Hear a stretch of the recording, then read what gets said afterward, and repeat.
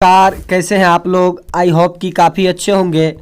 तो चलिए आज देखते हैं भारतीय इतिहास की जो प्रमुख तिथियां हैं उन तिथियों को एक नज़र से देखते हैं जो काफ़ी उपयोगी है और जो कई एग्ज़ामों में बार बार पूछे भी गए हैं, जो आप सबों के लिए भी काफ़ी उपयोगी रहा। तो मैं अमित कुमार आप लोगों के साथ हमेशा आप लोगों के सेवा में तत्पर हूँ। बस अब मैं आप लोगों से कुछ रिक्वेस्ट फ़िलहाल नहीं करूँगा, लेकिन आप जो वीडियो को पूरी देखिएगा, बस ये रिक्वेस्ट मैं आपसे ज़रूर करूँगा। तो चलिए मैं सीधे चलता हूँ पॉइंट पे, जो वन लाइनर पॉइंट होंगे और काफ़ी उपयोगी है। तो वीडियो को पूरी ज़रूर देखें। तो देखिए, पहला पॉइंट आपका कहता है कि सिंधु सभ्यता का जो समय था वो कब से कब तक का माना जाता है। तो वो 2500 से लेकर के 1500 ईसा पूर्व तक माना जाता है। चलिए नेक्स्ट है आपका कि आर्यों के भारत आगमन का जो तिथि है वो तिथि रहा है आपका 1500 ईसा पूर्व। कब वो लोग आए थे भारत? तो 1500 ईसा पूर्व में वो सब भारत आए हुए थे। अगला देखिए, अगली पॉइंट है आपका कि ऋग्वैदिक सभ्यता का आरंभ कब माना जाता है। तो ये माना जाता है आपको 1500 ईसा पूर्व में। कब?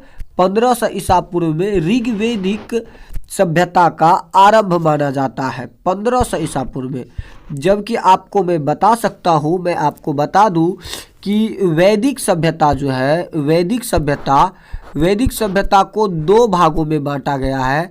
एक को कहा जाता है ऋग्वैदिक, जो यहाँ पे आपको बता रहे हैं हम, जिसका कि तिथि निर्धारण है 1500 ईसा पूर्व में आरंभिक काल माना जाता है।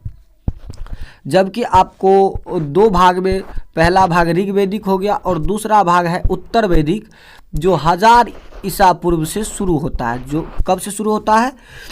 1000 ईसा पूर्व से शुरू होता है और 600 ईसा पूर्व तक माना जाता है।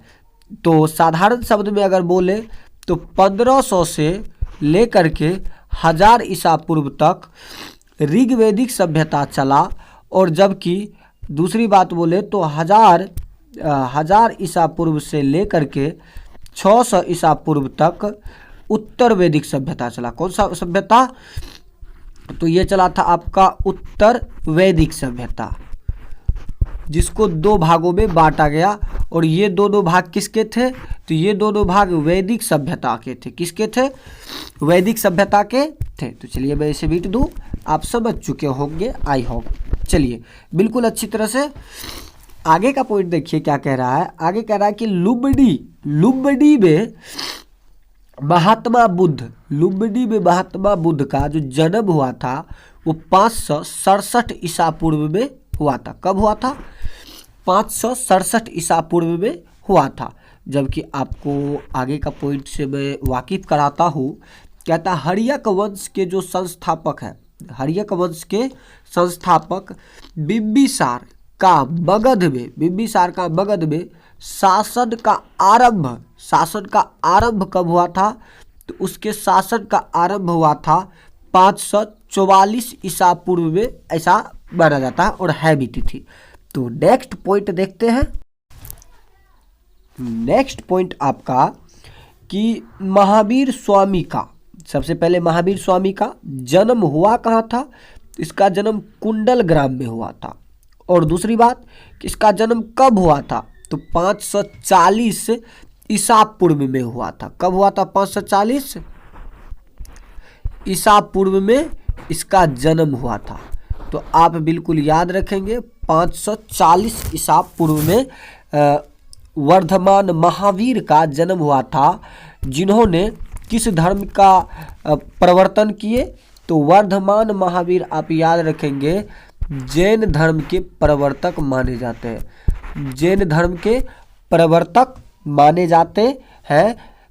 और आगे का पॉइंट देखिए, कहता है कि वर्धमान महावीर का जो मृत्यु हुआ था वो पावापुरी में हुआ था। उन मृत्यु को निर्वाण कहते हैं। क्या कहते हैं? निर्वाण कहते हैं? तो वर्धमान या स्वामी महावीर का पावापुरी में निधन हुआ, उनको निर्वाण की प्राप्ति हुई। और वो निर्वाण की प्राप्ति कब हुई? तो 468 ईसा पूर्व में उसे निर्वाण की प्राप्ति हुई। नेक्स्ट पॉइंट देखिए, आप कहता है कि महात्मा बुद्ध का होना चाहिए, ज़्यादा उपयोगी शब्द रहेगा, सुंदर रहेगा, कि महात्मा बुद्ध का जो जन्म हुआ, निर्वाण की प्राप्ति हुई, महात्मा बुद्ध को निर्वाण की प्राप्ति, हाँ, तो वो 483 ईस्वी में कहाँ पे हुआ था? तो 483 ईस्वी में तो हुआ, ठीक है, लेकिन कहाँ पे हुआ ये भी पॉइंट बनता है। तो कुशीनगर में हुआ। कहाँ पे हुआ? कुशीनगर में उसे निर्वाण की प्राप्ति हुई। अब देखिए, सिकंदर जो थे ये यूनानी थे। कहाँ के थे?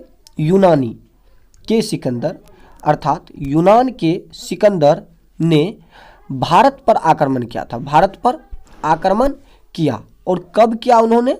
तो उन्होंने भारत पर आक्रमण किया था 227 ईसा पूर्व में। कब क्या था? 227 ईसा पूर्व में उन्होंने भारत पर आक्रमण किया था। अगला पॉइंट आपका कहता है कि चंद्रगुप्त मौर्य के द्वारा, एक पहली बात कि चंद्रगुप्त मौर्य ने ही किस वंश का अंत किया था? नंद वंश का अंत। चंद्रगुप्त मौर्य के द्वारा नंद वंश का अंत कब किया गया था? तो 324 ईसा पूर्व में किया गया था। 324 ईसा पूर्व में किया गया था।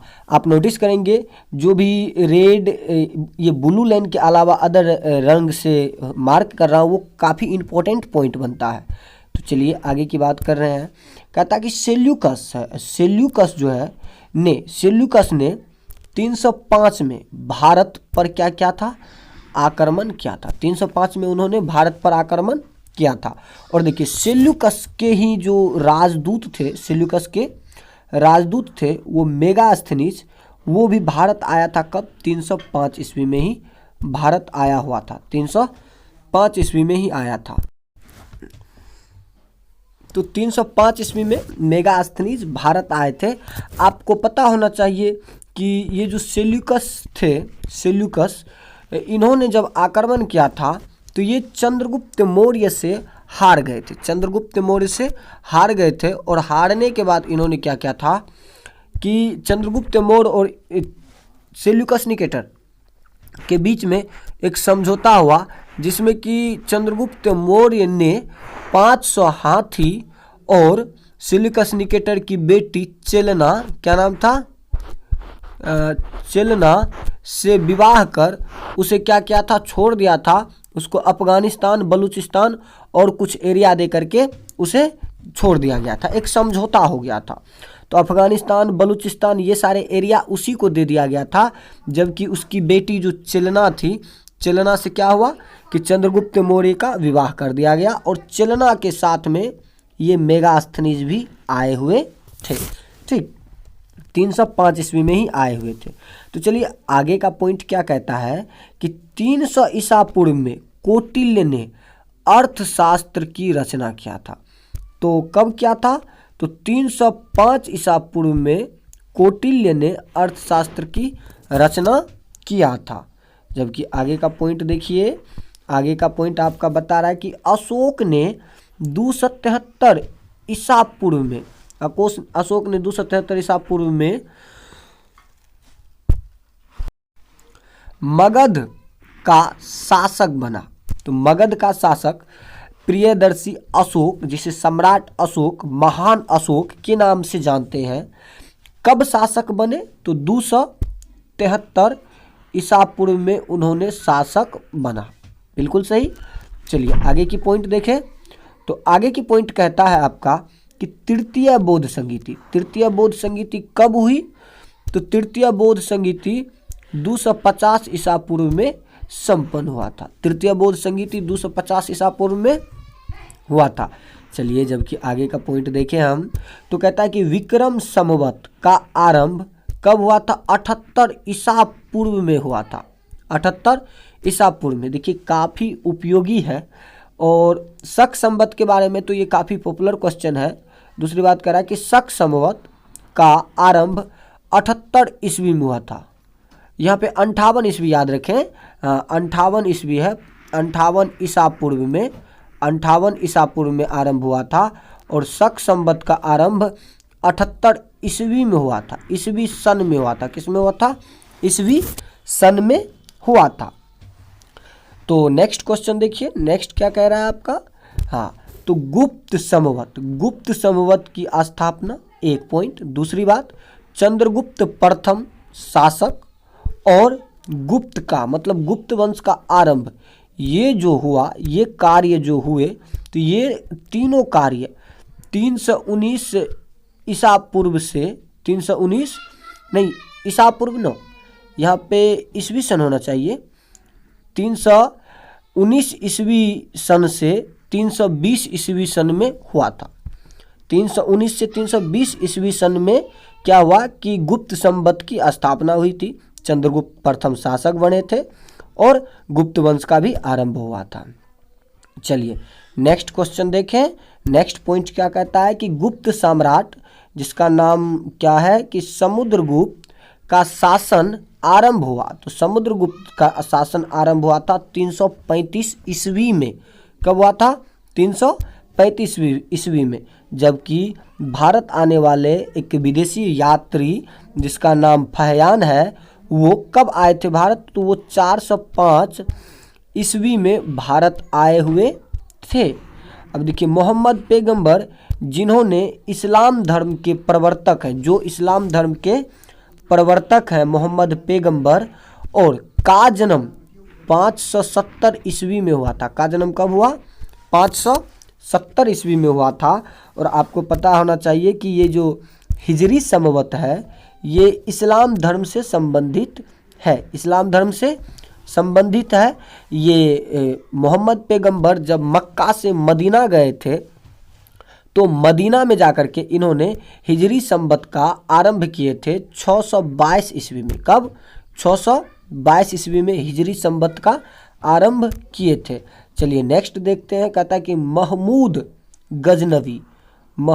गजनवी ने सोमनाथ पर कब आक्रमण किया? तो ये आक्रमण किए थे 1025 ईस्वी में आक्रमण किए थे। बिल्कुल सही। आगे देखिए, आगे क्या कह रहा है? आगे की बात है कि मोहम्मद गौरी का गुजरात पर आक्रमण। पहली बात कि मोहम्मद गौरी का गुजरात पर आक्रमण, और दूसरी बात पृथ्वीराज चौहान का सिंहासनारूढ़ होना। ये दोनों घटनाएं कब हुई? तो ये दोनों घटनाएं हुई 1178 ईस्वी में, ना कि ईसा पूर्व में। ये दोनों घटनाएं 1178 में पूर्ण हुई। जबकि तराइन का प्रथम युद्ध कब हुआ?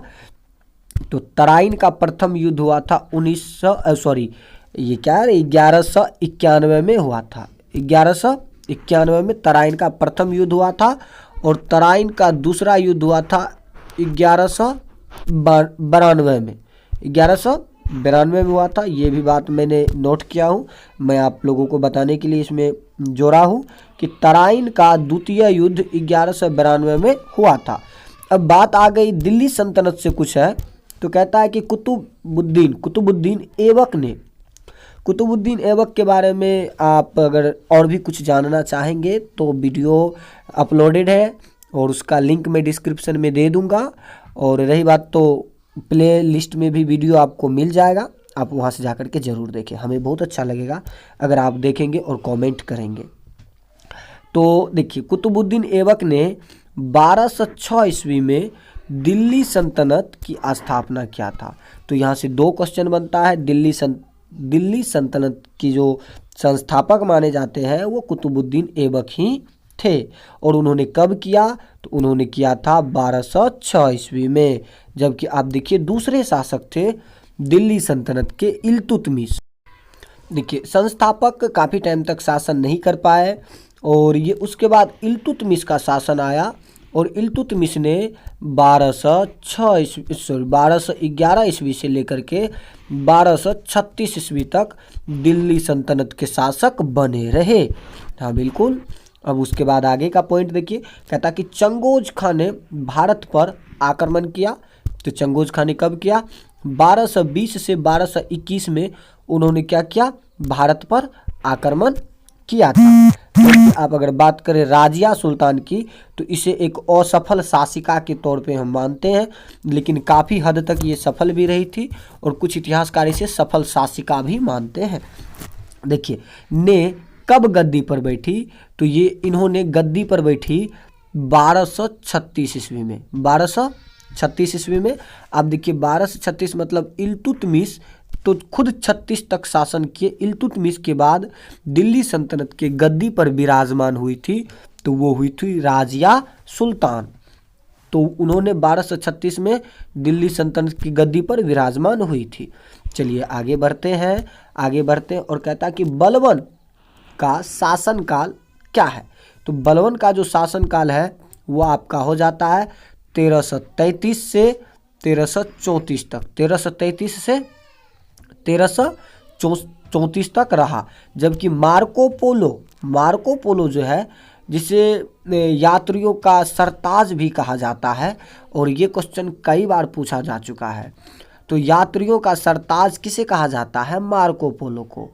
तो इन्होंने भारत कब आया था? यात्रा तो ये कर रहे थे, तो भारत कब आया?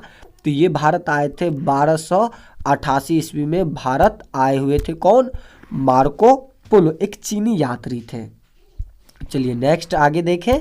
कहता है कि जलालुद्दीन खिलजी ने देवगिरी पर आक्रमण किया, तो कब किया था? देवगिरी पर इतना में मतलब 1294 ईस्वी में उन्होंने आक्रमण किया था। 1294 ईस्वी में आक्रमण किया था। चलिए नेक्स्ट देखते हैं। कहता तेमुरलंग ने भारत पर कब आक्रमण किया? तो वो 1398 ईस्वी में भारत पर आक्रमण किए थे। कौन किए थे? तेमुरलंग ने। और तैमूर की मृत्यु हो गई 1404 ईस्वी में। 1404 ईस्वी में तैमूर की क्या हुई? मृत्यु हो जाती है। और आपका ये लास्ट क्वेश्चन है। कहता है कि मुगल बादशाह बाबर का जन्म कब हुआ था? तो बाबर का जन्म हुआ था 1483 ईस्वी में। और कहाँ हुआ था? तो फरगाना में हुआ था। कहाँ हुआ था? फरगाना में। शुक्रिया पूरी वीडियो देखने के लिए। मैं अमित कुमार आप लोगों के साथ हमेशा तत्पर खड़ा हूँ। अब आप लोग वीडियो को पूरी देख चुके हैं, तो चैनल को सब्सक्राइब करते जाइएगा, ताकि हमें भी काफ़ी अच्छा लगेगा और प्रोत्साहन मिलेगा। तब तक के लिए जय हिंद। मिलते हैं अगले वीडियो में। तो ये तो था आपका पहला खंड। दूसरा खंड, इसका लिंक डिस्क्रिप्शन में मिल जाएगा आपको, और वीडियो भी प्लेलिस्ट में मिल जाएगा। तो पहला खंड है, दूसरा खंड देखना ना भूलें। जय हिंद।